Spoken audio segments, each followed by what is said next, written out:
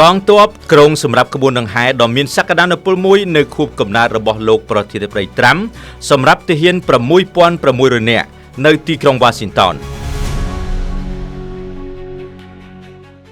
ภายในการกองทัพรบสำหรับขบวนดังไฮยุทธิดอมินสักดานปุลในทางคูบกำนาระบบประเทศไทยโดนัลด์ทรัมป์ขนมกายมิถุนาข้างมกนี้อัมพิวเนียเอาทหารเชียงประมุยปอนประมุยเรเนอย่างหอยนะรถยนต์150อดทนพิกจะ50เครื่อง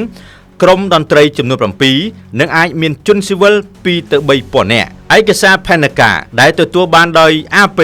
នៅថ្ងៃទី29និង30ខែមេសានេះហើយមិនត្រូវបានចេញផ្សាយជាសាធារណៈនោះទេពួកគេតំណាងចំណុចចុងក្រោយបំផុតរបស់កងទ័ពសម្រាប់ពិធីបុណ្យគម្រប់ខួប250ឆ្នាំដែលបានគ្រងទុកជាយូរមកហើយនៅលើផ្សារទំនើបជាតិមួយនិងធាតុដែលបន្ថែមថ្មីដែលជាក្បួនដង្ហែយុទ្ធដ៏ធំមួយ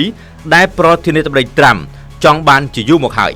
ប៉ុន្តែនៅតែកំពុងត្រូវបានពិភាក្សាខួបលើកកម្ពស់កងទ័ពគឺត្រូវនឹងថ្ងៃខួបកំណើតគម្រប់79ឆ្នាំរបស់លោកប្រធានាធិបតីត្រាំនៅថ្ងៃទី14ខែមិថុនាខណៈពេលដែលស្លាយមិនបានរៀបរាប់បញ្ចូលការប៉ាន់ប្រមាណតម្លៃណាមួយវាទំនងជានឹងត្រូវចំណាយអស់រាប់សិបលានដុល្លារដើម្បីដាក់នៅលើដង្ហែនៃទំហំនោះ